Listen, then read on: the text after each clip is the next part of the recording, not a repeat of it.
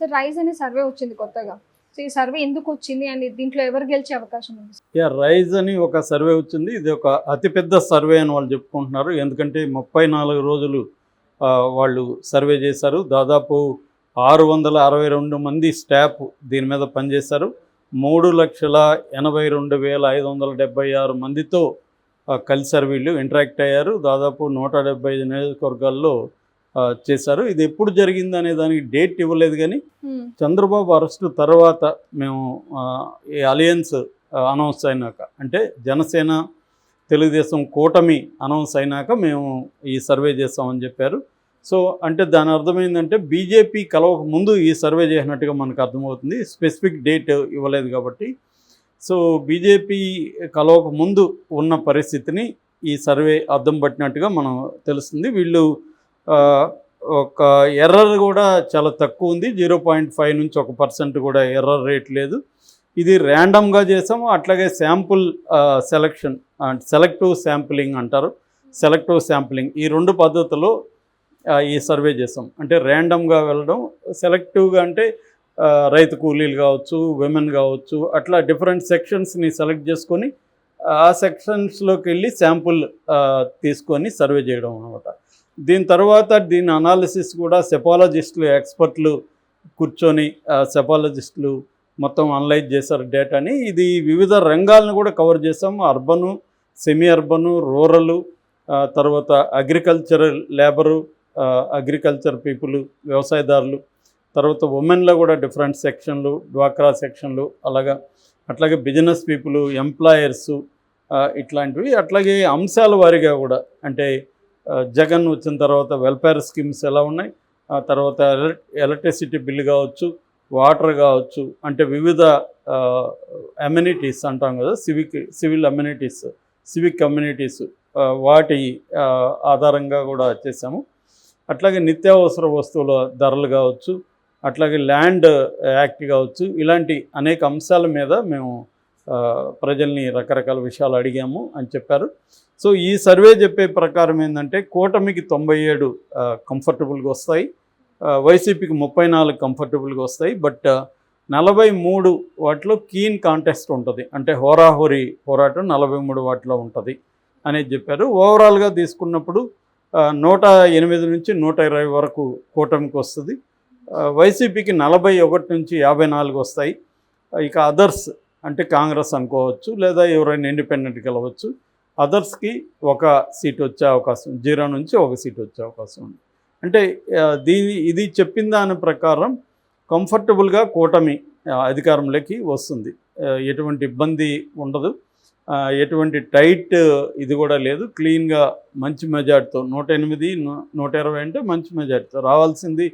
Magic figure 88 కాబట్టి, so మంచి మెజార్టీతో వస్తుంది అనేది, కూటమి వస్తుంది అనేది ఈ సర్వే చెప్తుంది. యాక్చువల్ గతంలో కూడా మనం రైతు సర్వే చెప్పుకున్నాం ఒకసారి ఆల్రెడీ. వీళ్ళు ఇప్పుడు ఇది అతిపెద్ద సర్వే అని ఇప్పుడు రిలీజ్ చేశారు. ఇందులో వీళ్ళు కొన్ని అంశాలని అనలైజ్ చేసి చెప్పింది ఏంటంటే వైసీపీకి యాంటీ ఇన్కంబెన్సీ బలంగా ఉంది, అంటే ప్రభుత్వ వ్యతిరేకత ప్రజల్లో బలంగా ఉంది.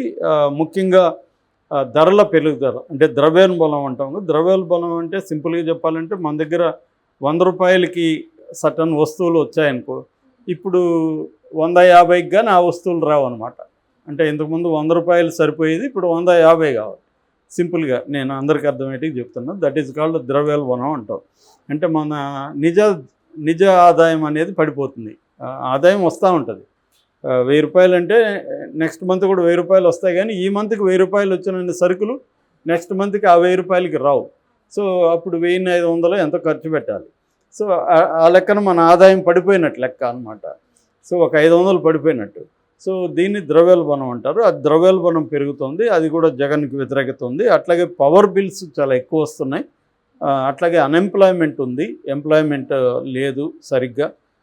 తర్వాత లిక్కర్ లిక్కర్ మనకి ఆల్రెడీ చాలాసార్లు చెప్పుకున్నాం.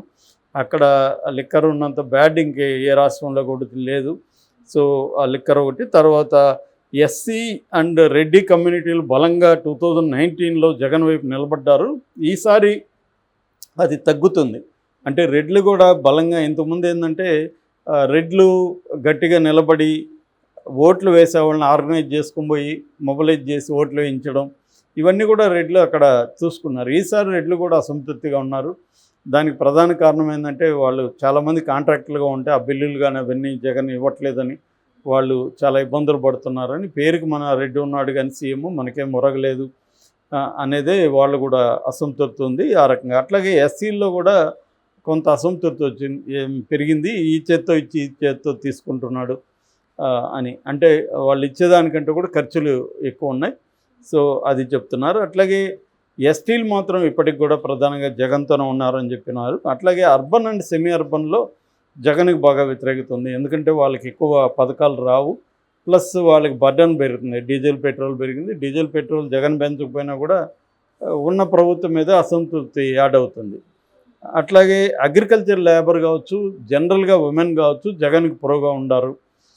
ముఖ్యంగా ఎందుకంటే అగ్రికల్చర్ లేబర్కి రకరకాల పథకాలు వస్తున్నాయి. అట్లాగే ఉమెన్కి కూడా ఉమెన్ అంటే పిల్లలకి తల్లి ఒడి కావచ్చు, ఇలాంటి రకరకాల డ్వాక్రా కావచ్చు, ఇంటి పట్టాలు ఉమెన్ పేరుతో ఇవ్వడం కావచ్చు. అందువల్ల చాలా వరకు ఉమెన్ జగన్కి అనుకూలంగా ఉన్నారనేది చెప్పింది.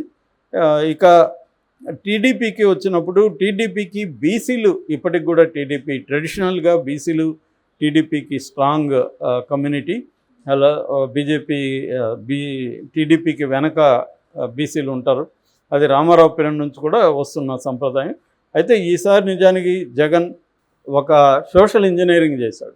సో దానివల్ల బీసీలు కొంత జగన్ వైపు వెళ్ళే పరిస్థితి అన్నారు మామూలుగా అయితే. కానీ ఈ సర్వే అది పట్టించుకోలేదు.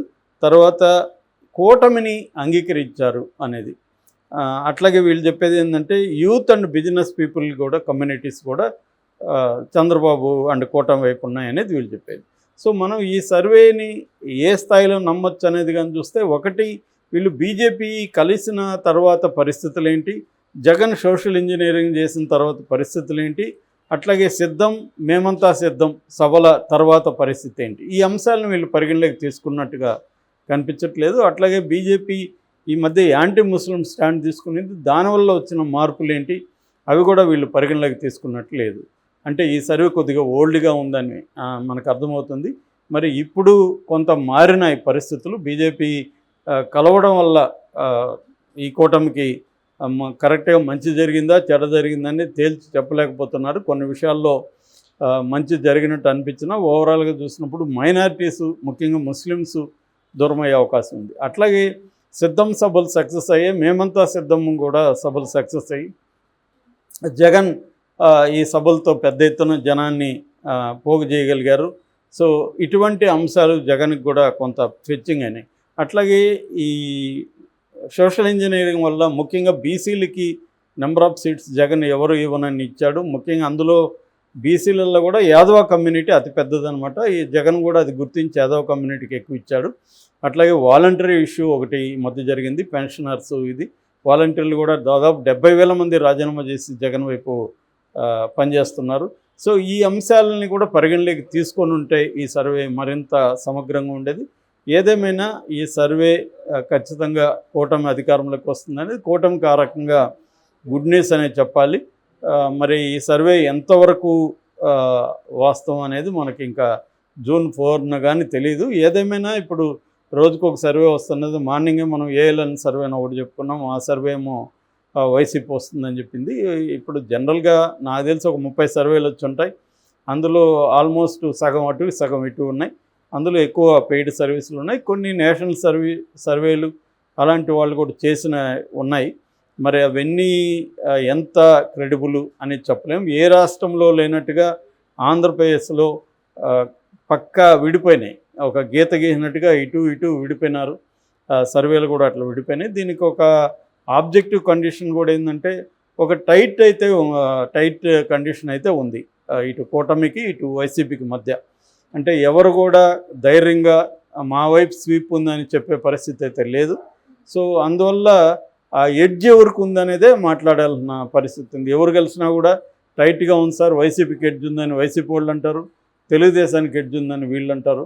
ఏదేమైనా ఈ సర్వే అయితే మాత్రం తెలుగుదేశం కూటమికి ఒక బూస్ట్ ఇచ్చే విధంగా రైజ్ సర్వే ఉందని మనం చెప్పచ్చు.